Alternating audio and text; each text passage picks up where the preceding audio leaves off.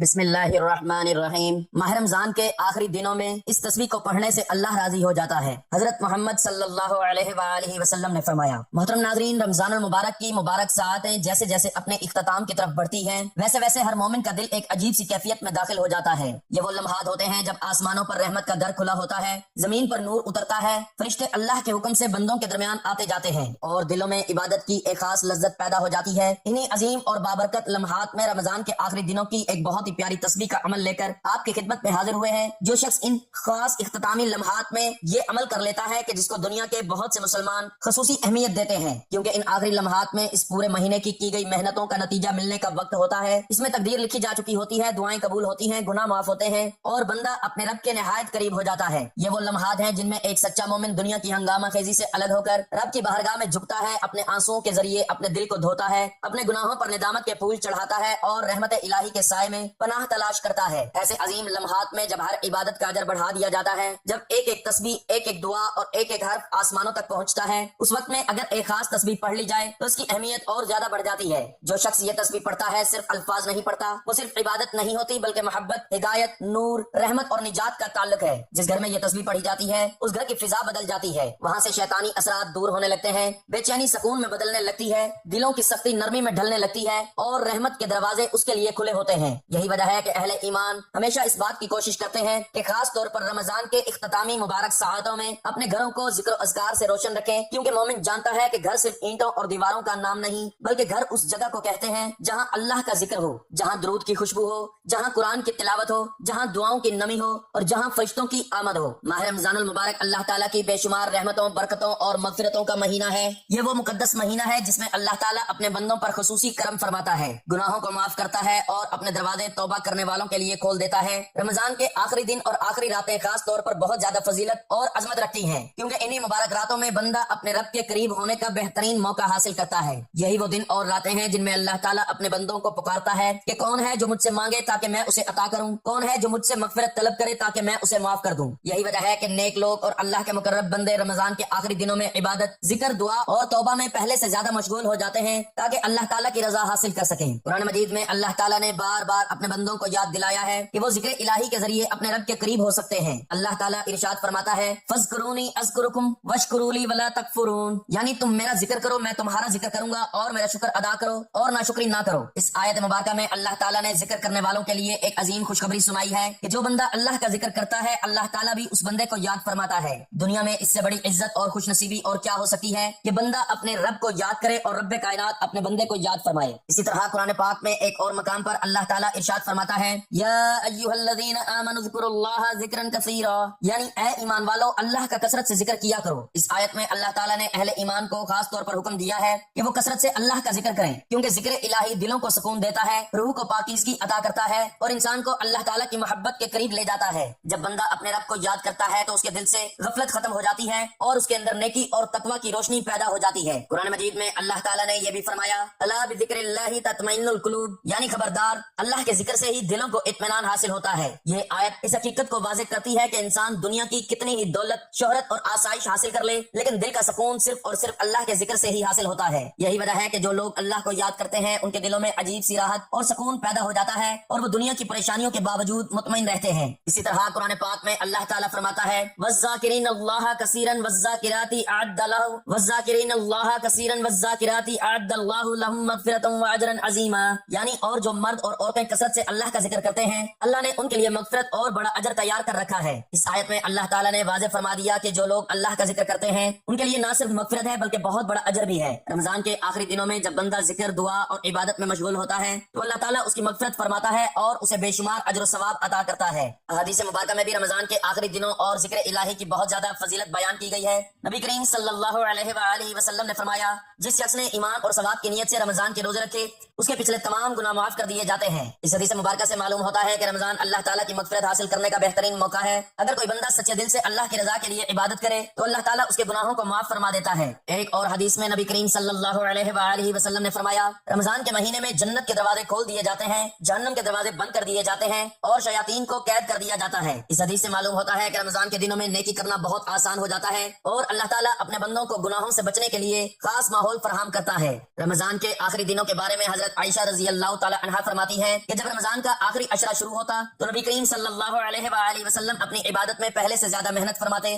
راتوں کو جاتے اور اپنے گھر والوں کو بھی عبادت کے لیے جگاتے تھے۔ اس حدیث سے معلوم ہوتا ہے کہ رمضان کے آخری دن اور راتیں خاص اہمیت رکھتی ہیں اور ان میں عبادت اور ذکر کا اہتمام کرنا چاہیے۔ ایک اور حدیث میں نبی کریم صلی اللہ علیہ وآلہ وسلم نے فرمایا، اللہ تعالیٰ کے نزدیک سب سے زیادہ محبوب کلمات وہ ہیں جن میں اس کی تسبیح، حمد اور بڑائی بیان کی جائے۔ اس حدیث سے معلوم ہوتا ہے کہ اللہ تعالیٰ کو اپنے بندوں کا ذکر اور تسبیح بہت پسند ہے۔ جب بندہ اخلاص کے ساتھ اپنے رب کی حمد و ثنا کرتا ہے تو اللہ تعالیٰ اس سے راضی ہو جاتا ہے اور اس پر اپنی رحمتوں کے دروازے کھول دیتا ہے۔ اسی طرح ایک اور حدیث میں نبی کریم صلی اللہ علیہ وآلہ وسلم نے فرمایا، جو شخص اللہ کا ذکر کرتا ہے اور جو شخص اللہ کا ذکر نہیں کرتا ان کی مثال زندہ اور مردہ کی طرح ہے۔ اس حدیث میں ذکر الہی کی اہمیت کو بہت خوبصورتی سے بیان کیا گیا ہے کہ جو دل اللہ کے ذکر سے خالی ہو جائے وہ مردہ دل کی مانند ہے، جبکہ جو دل اللہ کی یاد سے آباد ہو جائے وہ زندہ اور روشن ہو جاتا ہے۔ رمضان کے آخری دن دراصل بندے کے لیے اپنے رب سے قریب ہونے کا سنہری موقع ہوتے ہیں۔ ان دنوں میں اللہ تعالیٰ اپنے بندوں کی توبہ کو قبول فرماتا ہے، ان کے گناہوں کو معاف کرتا ہے اور انہیں اپنی رضا سے نوازتا ہے۔ جو بندہ اخلاص کے ساتھ اللہ کی طرف رجوع کرتا ہے اس کے لیے اللہ تعالیٰ اپنی رحمت کے دروازے کھول دیتا ہے۔ یہی وجہ ہے کہ نیک لوگ رمضان کے آخری دنوں میں دنیا کے کاموں کو کم کر دیتے ہیں اور زیادہ سے زیادہ وقت عبادت، دعا اور ذکر میں گزارتے ہیں۔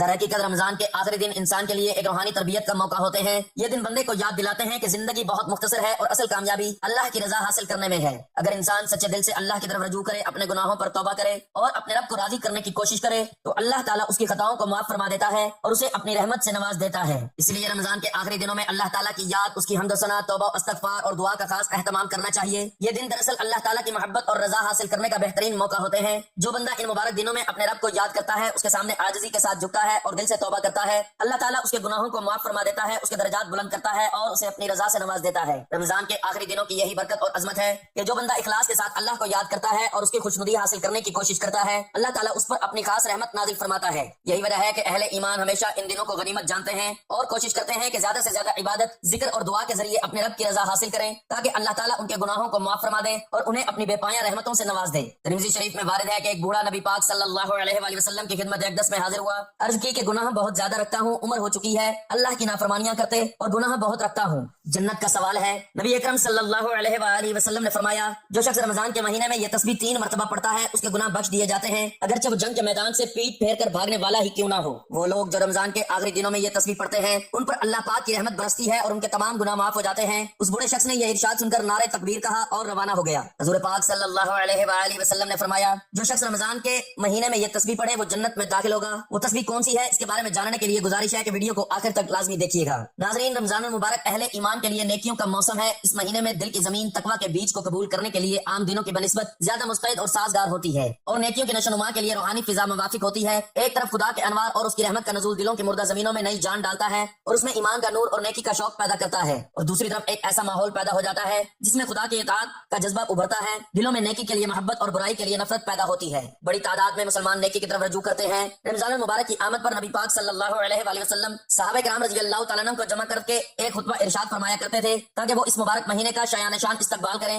روزے اور نوافل کے اہتمام کا عزم کریں، نیکی اور تقویٰ کو زیادہ سے زیادہ راہ فراہم کریں۔ آئیے آج ہم بھی اس خطبہ کو سنیں اور یہ سمجھ کر سنیں کہ اس کے مخاطب ہم ہیں اور اس میں جو ہدایات دی جا رہی ہیں کسی اور کے لیے نہیں بلکہ ہمارے لیے ہیں۔ آپ صلی اللہ علیہ وآلہ وسلم فرماتے ہیں، اے لوگو، تم پر ایک عظمت اور برکت والا مہینہ آ رہا ہے۔ اس مہینے میں ایک رات ایسی ہے جو فضیلت اور برکت کے لحاظ سے 1000 مہینوں سے بہتر ہے۔ اس مہینے کے روزے اللہ پاک نے تم پر فرض کیے ہیں اور اس کی راتوں میں قیام کو نفل کے درجے میں رکھا ہے، اور اس مہینے میں جو شخص خدا کا قرب حاصل کرنے کے لیے نیکی کا کوئی ایسا کام کرے گا جس کی حیثیت نفل کی ہے تو اس کو اس کا اجر و ثواب فرض کے برابر ملے گا، اور جو فرض ادا کرے گا اس کو اس کا ثواب عام دنوں کے 70 فرضوں کے برابر ملے گا۔ یہ صبر کا مہینہ ہے اور اس کا صلہ جنت ہے۔ یہ ہمدردی اور غمخواری کا مہینہ ہے۔ اس مہینے میں مومن بندوں کا رزق بڑھا دیا جاتا ہے۔ جو اس مہینے میں کسی روزہ دار کو روزہ افطار کرائے گا اس کے گناہ معاف ہو جائیں گے، اس کو آتش دوزخ سے نجات ملے گی اور اس کو اس عمل کا اجر و ثواب روزہ دار کے برابر ملے گا، اور خود روزہ دار کے اجر میں بھی کوئی کمی نہ کی جائے گی۔ آپ صلی اللہ علیہ وآلہ وسلم سے عرض کیا گیا، اے اللہ کے رسول صلی اللہ علیہ وآلہ وسلم، ہم میں سے ہر ایک کے پاس تو سامان افطار نہیں ہوتا۔ آپ صلی اللہ علیہ وآلہ وسلم نے فرمایا، اللہ پاک یہ اجر و ثواب اس آدمی کو بھی دے گا جو پانی کے ایک گھونٹ پر کسی روزہ دار کو روزہ افطار کرا دے۔ جو شخص کسی روزہ دار کو پیٹ بھر کر کھانا کھلا دے اس کو اللہ تعالیٰ میرے حوض کوثر سے پانی پلائے گا، پھر اسے پیاس نہ لگے گی یہاں تک کہ وہ جنت میں داخل آئے گا۔ اس مہینے کا پہلا حصہ رحمت ہے، درمیانی حصہ مغفرت ہے اور آخری حصہ دوزخ کی آگ سے نجات ہے۔ جو شخص اس مہینے میں اپنے غلام و خادم کے کام میں کمی کر دے اللہ تعالیٰ اس کے گناہوں کو معاف فرما دے گا اور دوزخ کی آگ سے نجات بخشے گا۔ حضور اکرم صلی اللہ علیہ وآلہ وسلم نے اپنے خطبہ کے آغاز میں یہ خوشخبری دی کہ ماہ رمضان میں ایک رات ایسی ہے جو اپنی فضیلت و عظمت میں ہزار مہینوں سے بہتر ہے۔ مطلب یہ کہ ایمان کو جو تقویت، دل کو جو جذبہ اخلاص و محبت اور زندگی کو جو طہارت و پاکیزگی ایک رات کی عبادت سے حاصل ہوتی ہے، وہ ہزار مہینوں کی اطاعت اور عبادت سے بھی نصیب نہیں ہو سکتی۔ اور قرب الہی کی جو منزل بندہ اس ایک رات میں طے کر لیتا ہے،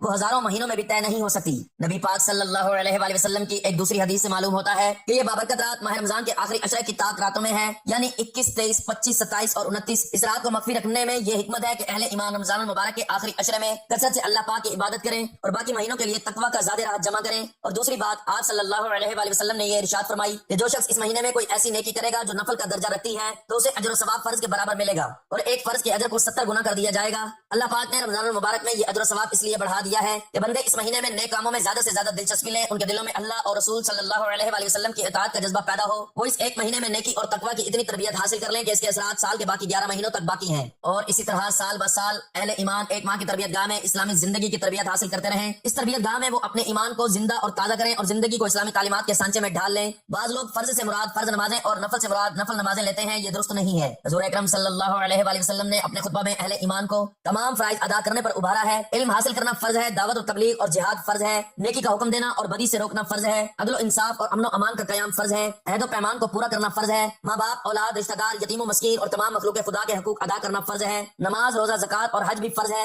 اسی طرح نفل سے بعض نفلی نمازیں نہیں ہیں، بلکہ اس میں وہ تمام اسلامی اعمال داخل ہیں جن کا درجہ فرض کا نہیں بلکہ نفل کا ہے۔ راستے میں پڑے ہوئے پتھر اور شیشہ کو ہٹا دینا تاکہ کوئی ٹھوکر کھا کر گرے نہ اور کسی کا پاؤں زخمی نہ ہو جائے، اپنے فرائض منصبی کو باحسن و خوبی انجام دینے کے لیے اصل ڈیوٹی سے زیادہ وقت دینا، ملازم اور مزدور کو اس کی محنت سے زیادہ معاوضہ دینا، کم منافع پر اشیاء فروخت کرنا، ڈاکٹر اور حکیم کا غریب مریضوں کو مفت دوا دینا، دعوت و تبلیغ اور جہاد میں جان و مال اور وقت کی فرض سے زیادہ قربانی دینا، علم سیکھنے اور سکھانے کے لیے اپنے آرام و راحت اور دلچسپیوں کو چھوڑ دینا، زیادتی کرنے والے سے انتقام لینے کے بجائے معاف کر دینا، حقدار کو اس کے حق سے زیادہ دینا، خود بھوکے رہ کر دوسرے کو کھانا کھلانا، اس طرح کے کام بھی نفل عبادت ہے۔ ناظرین، رمضان المبارک میں صرف فرض نمازوں اور روزوں پر اکتفا نہیں کرنا چاہیے بلکہ تمام فرائض کو ادا کرنا چاہیے۔ اسی طرح نفل نمازوں اور روزوں پر اکتفا نہیں کرنا چاہیے، اسی طرح نفل عبادتوں، خیراتوں، صدقات اور رضاکارانہ کاموں کو کافی نہیں سمجھنا چاہیے بلکہ دوسرے نفلی کاموں اور نیکیوں کا اہتمام بھی کرنا چاہیے۔ اسی طرح اسی صورت میں روزوں سے وہ ہمہ گیر تقویٰ پیدا ہوگا جو زندگی کے تمام معاملات کو شریعت کا پابند بنا دے گا۔ اور اگر صرف چند فرائض اور نوافل کا اہتمام کیا تو ممکن ہے کہ زندگی کے بعض گوشے تو نور و تقویٰ سے خوب جگمگا اٹھیں،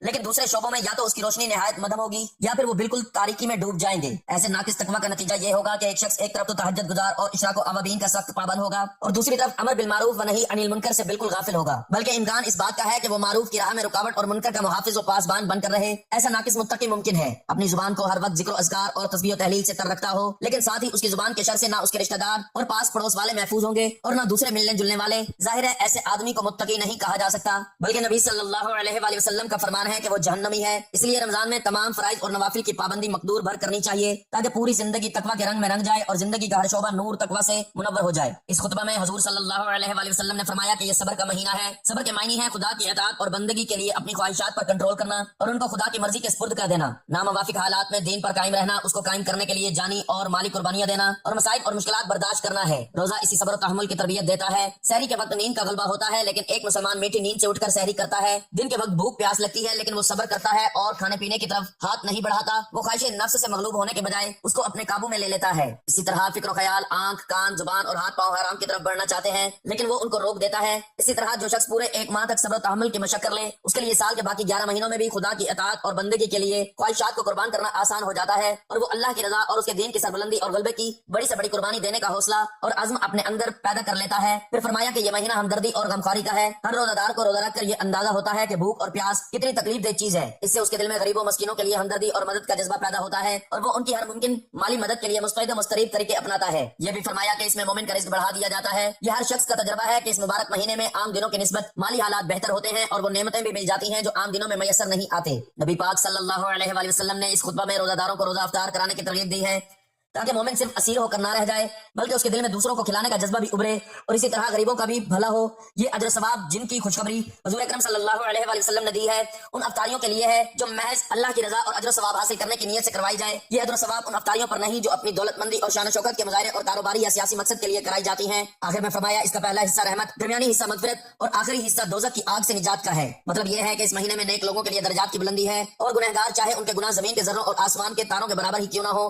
اگر وہ گناہوں سے से तौबा करके नेक और साले बन जाए तो अल्लाह पाक उनको बख्श देगा और दोज़ख के अजाब से बचा लेगा। बस अज़्म कीजिए कि इस मुबारक महीने में खुदा के दामन रहमत से चिमट जाएं और रो रो कर अपने गुनाह माफ कराएंगे और नेक बनकर उसके अजाब से बचने और उसकी नेमतों भरी जन्नत में दाखिल होने की भरपूर कोशिश करेंगे। रसूल पाक सल्लल्लाहु अलैहि वसल्लम ने इरशाद फरमाया कि जो शख्स रमजान मुबारक के आखिरी अयाम में यह तस्बीह पढ़ता है, अल्लाह ताला उसके तमाम सगीरा और कबीरा गुनाहों को माफ फरमा देता है, उसकी हर ऐब पर पर्दा डालता है। अल्लाह ताला ऐसे शख्स से राजी होता है और अल्लाह ताला ये तस्बीह पढ़ने वाले से खुश होता है। जो शख्स ये तस्बीह पढ़ता है, कयामत के दिन अल्लाह ताला उसकी नेकियों का पलड़ा भारी करेगा और गुनाहों को माफ फरमा देगा इंशाअल्लाह। तो नाज़रीन मोहतरम, वक्त की नज़ाकत को मद्देनजर रखते हुए चलते हैं अमल की जानिब और आपको बताते हैं कि आपने ये तस्बीह किस वक्त पढ़नी है। तो आप ये तस्बीह रमजान मुबारक के आखिरी अयाम में किसी भी वक्त किसी भी नमाज के बाद पढ़ सकते हैं। अगर नमाज के बाद नहीं पढ़ सकते तो जब जहाँ जैसे आपको वक्त मिल जाए आप ये तस्बीह पढ़ सकते हैं। न वक्त की कोई पाबंदी है, न जगह की कोई कैद है। बस तस्बीह पढ़ने से पहले आपने हज़ूर पाक सल्लल्लाहु अलैहि वसल्लम के ज़ात अक़दस पर दुरूद पाक का नजराना पेश करना है। एक बार सवाब की नियत से मेरे साथ भी दुरूद पाक पढ़ लें। अल्लाहुम्मा सल्लि अला मुहम्मद व अला आलि मुहम्मद कमा सल्लैता अला इब्राहीम व अला आलि इब्राहीम इन्नका हमीदुम मजीद। अल्लाहुम्मा बारिक अला मुहम्मद व अला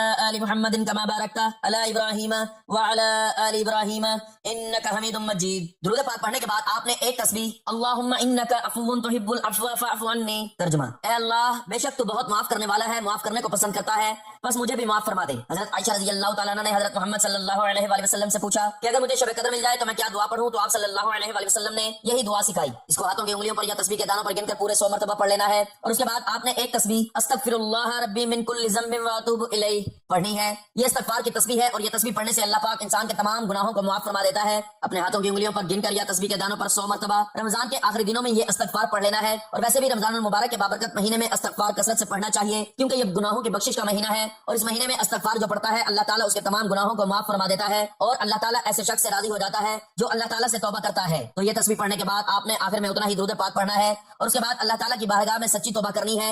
तौबा करने का मकसद ये होता है कि आइंदा कोई गुनाह नहीं करना, तो इसी तरह का अज़्म करके आपने तौबा करनी है, नेक अमाल करने की तरफ तवज्जो देनी है, सदका और खैरात करने हैं। रमजान मुबारक के महीने में सदका की अहमियत बहुत ज्यादा है और नमाज पंजगाना अदा करनी है। हज़रत अबू हुरैरा रज़ियल्लाहु तआला अन्हु से रिवायत है कि नबी पाक सल्लल्लाहु अलैहि वसल्लम ने इरशाद फरमाया कि इंसान पर सदका वाजिब है। इसी तरह एक और जगह आपने इरशाद फरमाया तुम में से जो आदमी भी सुबह का सूरज देखता है उसके हर जोड़ पर सदका वाजिब हो जाता है। यानी नबी पाक सल्लल्लाहु अलैहि वसल्लम के इरशाद की रोशनी में हमें पता चलता है कि जैसे ही हम पर अगला दिन चढ़ता है हमारे जितने भी जोड़ हैं, ये हमारे जिस्म में 360 के करीब जोड़ हैं, उन तमाम का सदका वाजिब हो जाता है। लेकिन हम में से कितने ऐसे लोग हैं जो अपने जिस्म पर वाजिब होने वाले इस सदके को देते हैं। हम में से ज्यादातर लोग तो तभी सदका देते हैं जब हम बीमार पड़ जाते हैं या हम पर कोई मुसीबत नाजिल हो जाती है। इससे पहले तो सदका देने का ना तो हमारे जहन में कोई तसव्वुर होता है और ना ही हम में से ज्यादातर लोग सदका देते हैं। यही वजह है कि हमारी जिंदगियों में अचानक से मुसीबतें, परेशानियां और तंगियां आती हैं और हमें समझ नहीं आता कि हम जिंदगी में ऐसी कौन सी गलती कर रहे हैं जिसकी वजह से हमारी जिंदगी में मसाइल और परेशानियां बढ़ती जा रही है। हम पर बलाएं नाजिल हो रही हैं, हम पर रिज़्क़ की तंगी हो रही है और हम मुसलसल परेशानियों के बोझ तले दबे जा रहे हैं। असल में वो वजह है सदका का ना देना। इस्लामी तालीमात और नबी करीम सल्लल्लाहु अलैहि वसल्लम के मुख्तलिफ इरशादात की रोशनी में हमें पता चलता है कि आसमान से बलाएं नाजिल की जाती हैं। ये बलाएं अपने साथ मुख्तलिफ बीमारियां, मुसीबतें और परेशानियां लेकर आती हैं। कोई बला अपने साथ बीमारी लाती है तो कोई हादसा, कोई रिज़्क़ की तंगी। लेकिन सदका करना हमें ना सिर्फ इन बलाओं से बचाता है बल्कि गुर्बत और परेशानियों से भी बचाता है। सदके की वजह से हमारे रिज़्क़ में इजाफा होता है